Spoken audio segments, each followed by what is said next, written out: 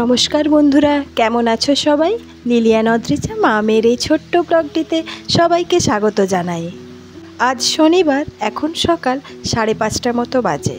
সকাল সকাল অদ্রিজাকে বিছানায় শুইয়ে চুল ছাড়াতে আরম্ভ করেছি। তার কারণটা তোমরা একটু পরেই জানতে পারবে। আজ আছে অদ্রিজার একটি ডান্স কম্পিটিশন। তার জন্য গত 1 মাস ধরে চলছে পুরো দমে রিহার্সাল। আর সেই রিহার্সালের আজ হবে অবসান। নাইজেরিয়ান স্টাইলে চুল বাঁধতে স্কুল থেকেই বলে দেওয়া হয়েছে। এইসব চুল বাঁধা আমাদের এইদিকে এতটা অভ্যাস নেই, তা তো সকলেই জানো। তাই ভোরবেলা থেকেই বসে পড়েছি এই চুল নিয়ে।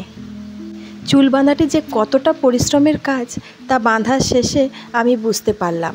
এই সবেমাত্র একটি বিনুনি করা কমপ্লিট হলো। এরকম পুরো মাথাটা জুড়ে বিনুনি করে যেতে হবে। এইরকম চুল বেঁধে অনেকক্ষণ ধরে থাকা ওর একদমই অভ্যাস নেই।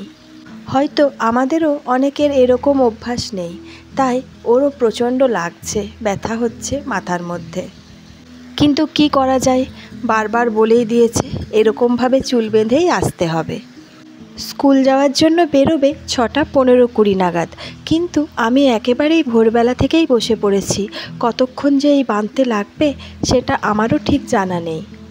তবে একটা একটা করে বাঁধতে বাঁধতে বুঝতেই পারছি এটা অনেকক্ষণ সময়ের ব্যাপার। এই দেখো, আস্তে আস্তে এই কটা এখনও পর্যন্ত বাঁধা হয়েছে, এখনও পিছনের দিকটা পুরো বাকি আছে। এইভাবে বাঁধতে বাঁধতে পুরো মাথাটাই একেবারে বেঁধে ফেলতে হবে। এই দেখো, আস্তে আস্তে পিছনের দিকে কানের পাশগুলোর দিকে অনেকটাই বাঁধা কমপ্লিট হয়েছে। একটু করে বাঁধছি আর উপর দিকে ক্লিপ দিয়ে তুলে রাখছি, না হলে সব মিলেমিশে একাকার হচ্ছে। এইসব চুল বাঁধা তো আর আমাদের অভ্যাস নেই, তাই ভীষণ অসুবিধা বোধ করছি। এবার তোমরা দেখো, একেবারেই চুল বাঁধাটা কমপ্লিট হয়েছে। পুরো মাথাটা জুড়ে এইভাবে থাকা খুবই কষ্টকর। অনেক টেনে টেনে চুলগুলো বাঁধতে হলো, তাছাড়া চুলগুলো ধরা যাচ্ছে না। একটা চুলও তো ছাড়া যাবে না বলেই দিয়েছে বারবার। দিদিকে দেখবে বলে আরবেরও ঘুম ভেঙে গেছে। এই দেখো, চুল বাঁধা অবশেষে কমপ্লিট হলো। পুরো মাথাটা এইভাবে বিনুনি করে একটা ঝুঁটি বেঁধে দিতে হবে। আর স্কুল থেকে এই ড্রেসটি দেওয়া হয়েছে। কম্পিটিশনটি হবে স্কুলের মধ্যেই। ডান্সটি হলো অ্যারোবিক ডান্স। প্রত্যেকজনকেই এইভাবে যেতে হবে। আর মুখে বারবার বলে দিয়েছে নো মেকআপ, শুধুমাত্র ঠোঁটে একটা গ্লসি লিপস্টিক। এখন রেডি হয়ে বসে আছে। স্কুলের জল আর টিফিন আমি দিয়ে দিয়েছি। আর ডান্সের ড্রেসটির ওপরে স্কুল ড্রেসটি বারবার পরে যেতে বলেছে। ওর বাবা গাড়িটি বার করে আনছে, তারপরে ও গাড়িতে উঠে পড়বে। স্কুলে পৌঁছাতে 40-45 মিনিট মতো লাগবে, তাই এখনই ও বেরিয়ে পড়ছে। এখন প্রায় 6:15-20 মতো বাজে। তোমরা একবার লক্ষ্য করো মাথাটা কেমন লাগছে, একেবারে নাইজেরিয়ান মেয়েদের মতোই লাগছে। আর যদি একবার স্কুল থেকে বলতো মেকআপ করার জন্য, তাহলে মুখটা আমি একেবারে কালো করে দিতাম। এবার আস্তে আস্তেও স্কুলের পথে রওনা দিল। স্কুলে বারবার বলে দিয়েছে ঠিক 7টার সময় এন্ট্রি, আর কখন যে ছুটি হবে সেই কথাটি এখনও পর্যন্ত জানায়নি। দিদির চুল বাঁধা দেখতে দেখতে আরব মাঝখানে একবার ঘুমিয়ে পড়েছিল। দিদি স্কুলের পথে রওনা দেওয়ার পর আমি ওকে আবার উঠালাম। উঠিয়ে পর এবারে ওকে ব্রাশ করাবো, খাওয়াবো, তাই ও এখন নিচে যাচ্ছে। আজকের আবহাওয়াটা একেবারেই মেঘলা, আকাশ পুরো মেঘে ঢাকা। ভয় ভয়ও লাগছে। ওরা বাইকে গেছে, ফেরার পথে আবার বৃষ্টি হবে নাকি কে জানে। তোমরা দেখতে পাচ্ছ ওকে ব্রাশ ধরিয়ে দিয়েছি। ব্রাশ টাশ করিয়ে খাইয়ে দাইয়ে এই যে পড়তে বসালাম। ওদের স্কুলে মানডেতে আছে ওয়ার্ড বিল্ডিং অ্যাক্টিভিটি, তারই প্রস্তুতি এখন দুজন মিলে বসে বসে করব। বলো ওয়ার্ড বিল্ডিং। আমি প্রথমে স্টার্ট করছি। ANT TOP top. পি দিয়ে pen, PEN PEN NUT nut, T দিয়ে TAP tap, TAP PIG pig. তাহলে বুঝতে পেরেছো কীরকম করে করতে হবে? ঠিক সকালবেলাটা নানান কাজের মধ্যে দিয়ে কেটে গেল। রান্না বান্না সকলের খাওয়া দাওয়ার পর আমি এখন জানলার ধারে বসে বসে অপেক্ষা করছি কখন অদ্রিজারা বাড়ি ফিরবে। এখন প্রায় দুপুর 1:30 মতো বাজে। ওর বাবা স্কুলের গেটের বাইরেই বসে আছে, কিন্তু কোনো খবর পাচ্ছে না যে ভেতরে কতক্ষণ কম্পিটিশনটা চলবে। এদিকে আকাশটাও ভীষণ মেঘ করে আছে, কখন যে বৃষ্টি আসবে তার কোনো ঠিক নেই। এখন ফেরার কোনো খবর নেই বলে একবার জানলার ধারে আর একবার বিছানার উপরে এসে এসে বসছি, আর আরও বসে বসে রং নিয়ে এই সব খেলা খেলে চলেছে। কিছুতেই ঘুমালো না। এতবার বলছি আয়, ঘুম পাড়িয়ে দিচ্ছি মাথায় হাত বুলিয়ে, না, রং নিয়ে এখন দেওয়ালের মধ্যে নিজের নাম লিখছে। আর দেওয়ালের মধ্যে কত কিছু করে রেখেছে দেখো। ওই যে দেখতে পাচ্ছ পতাকাটা, ওটা সকালবেলায় রং করলো, তারপরে আবার এখন দেখছি দেওয়ালের মধ্যে বসে আছে। এইরকমভাবে সারাদিন এই দেওয়ালটার উপরে যে কি অত্যাচার চলে। এই দেখো, দিদি ভাইয়ের 2টি ছবিকে এরকম করে স্টিকার দিয়ে ঝুলিয়ে রেখেছে। আবার নামটির নিচে লিখেছে 5। কিছুতেই আর স্বীকার করতে চায় না 1-এ পড়ে। সব সময় বলবে আমি বড়, আমি 5-এ পড়ি। আসলে গাড়িতে যেতে যেতে ওই দাদাদের কাছে ওই বড় বড় ভাবটা শিখে গেছে। অদ্রিজা চলে এলো, আমি নিচে গিয়েই দেখছি ও বাড়ির মধ্যে ঢুকলো। ফোন করেই আমাকে আগে বলে দিয়েছে, মা আমি গোল্ড পেয়েছি। সেই শুনে আমারও মনটা ভীষণ খুশি হয়ে গেছে। এখনও ব্যাগ থেকে বার করে গোল্ডটি দেখাবে, আর দেখতেই পাচ্ছ কত বেলা হয়ে গেছে। ওদের গ্রুপটা চ্যাম্পিয়ন হয়েছে। এরপরে ওদেরকে সোজা পাঠিয়ে দেবে দিল্লিতে। দিল্লিতে যদি চ্যাম্পিয়ন হয়ে আসতে পারে তাহলে একটা বড় সড় পুরস্কার ওদের জন্য নির্ধারিত আছে। স্কুল থেকে এই মেডেলটি ওকে পরিয়ে দেওয়া হয়েছে।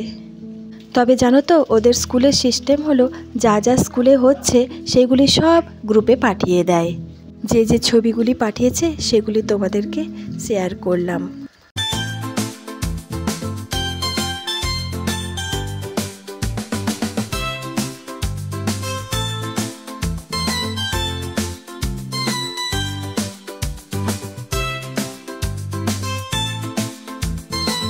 এই দেখো, এবার শুরু হয়েছে প্যান্ডেল ভাঙার কাজ। তোমরা দেখবে প্যান্ডেলটি তৈরি করার সময় যে আগ্রহ আর উৎসাহ থাকে, ভাঙার সময় সেই এনার্জি আর পাওয়া যায় না। সেই অবস্থায় এখন আমাদের হয়েছে। এটা খুলতে যে কত কষ্ট হচ্ছে তার ঠিক নেই। তো অবশেষে খোলার পর এই দেখো, এই চুলটি পেয়ে অদ্রিজা ভীষণ খুশি, হাসি আর ওর ধরছে না। আসলে ও ভাবতেই পারেনি ওর চুলটা কোনোদিনও এই রকম হয়ে যাবে।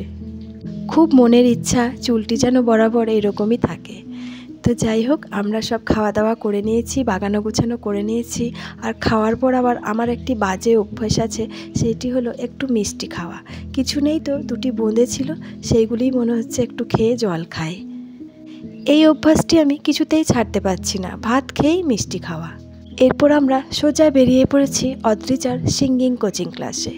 রাস্তাটি দিয়ে যেতে আমার এতটা ভালো লাগে যে এটা শেয়ার না করে তোমাদের সাথে থাকতে পারি না। চারিদিকের পরিবেশটা তোমরা একবার দেখো।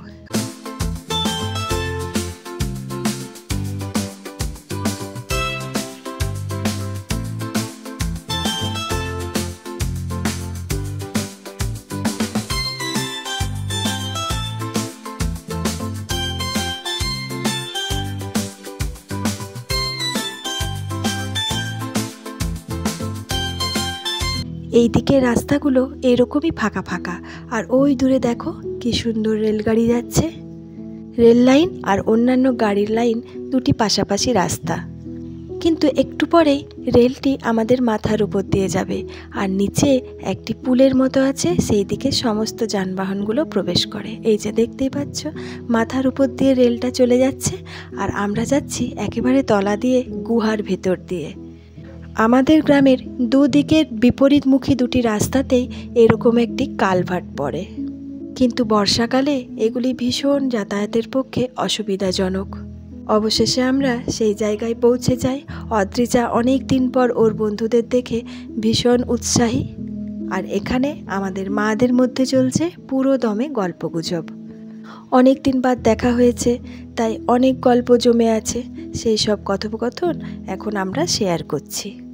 আবার দেখবে অনেকেরই ধারণা মেয়েরা যেখানে থাকে সেখানে গল্পের আর শেষ নেই, কিন্তু গল্পটা যে কতটা গুরুত্বপূর্ণ বিষয় নিয়ে হচ্ছে সেটাও তো দেখার আছে, তাই না? আমাদের গল্প মানে ছেলে মেয়েদের পড়াশোনা, গান বাজনা এসব নিয়ে কে কতটা করছে, কে কতটা শুনছে, কে কতটা শুনছে না, বা পরবর্তীকালে কোন জায়গায় নিয়ে যেতে হবে সেই সব। তো যাই হোক, এখানের কাজকর্ম সেরে সোজা পৌঁছে গেছি ফুচকার দোকানে। এখন আবার অদ্রিজার থেকেও আরবের ফুচকা খাওয়ার নেশাটা বেড়েছে অনেকটাই। তোমরা দেখতেই পাচ্ছ ওই লাল লাল ঘুগনি দিয়ে আর বিভিন্ন রকমের মশলা দিয়ে আলুটি মাখা হবে। আর এত সুন্দর করে যদি আলু মাখা হয় তাহলে ফুচকার স্বাদটি কেউ ছাড়তে পারে? এবার এখানে বানানো হচ্ছে পাপড়ি চাট। আমি ফুচকার তেঁতুল জলটা একদমই পছন্দ করি না, তাই ফুচকার গাড়ির সামনে দাঁড়ালেই আমি ইদানিং একটি পাপড়ি চাটের প্লেট হাতে নিয়ে নিই। আর পাপড়ি চাট খাওয়ার সবচেয়ে বড় কারণটা হলো কোনো তাড়াহুড়ো নেই, বসে বসে আস্তে আস্তে খাও। আর ফুচকা খেলে যদি অনেকজন ভিড় জমে যায় তাহলে বড্ড তাড়াহুড়ো করে। তাড়াহুড়ো করে খেয়ে দেখবে ঠিক মনের তৃপ্তিটা আসে না। এই দেখো দুজনে বসে পড়েছে কেমন। এই সব খেলে কি আর ঘরের খাবারে তৃপ্তি আসে বলো? আর জানো তো, বাইরের খাবারে এদের প্রচুর আনন্দ আর খুব আগ্রহ। দেখো এই যে গপ গপ করে খাচ্ছে, এরপরে আবার খাবে ফুচকা, তার জন্য লাইন একেবারে বুক করা আছে। আর বারণ করলেও যেন কিছুতেই শোনে না। তো যাই হোক বন্ধুরা, এই খাওয়া দাওয়া শেষ হোক, তারপরে ফিরবো বাড়ি। তো চলো এখানেই আজকের ভিডিওটা শেষ করছি। কেমন লাগলো একটা কমেন্ট করে জানিও, ভালো লাগলে লাইক করো, যারা যারা সাবস্ক্রাইব করোনি তারা প্লিজ সাবস্ক্রাইবটা করে দিও আর শেয়ার করো। আর তোমরা সবাই খুব খুব খুব ভালো থেকো, সুস্থ থেকো আর আনন্দে থেকো। দেখা হবে খুব শিগগির পরের একটা ব্লগে।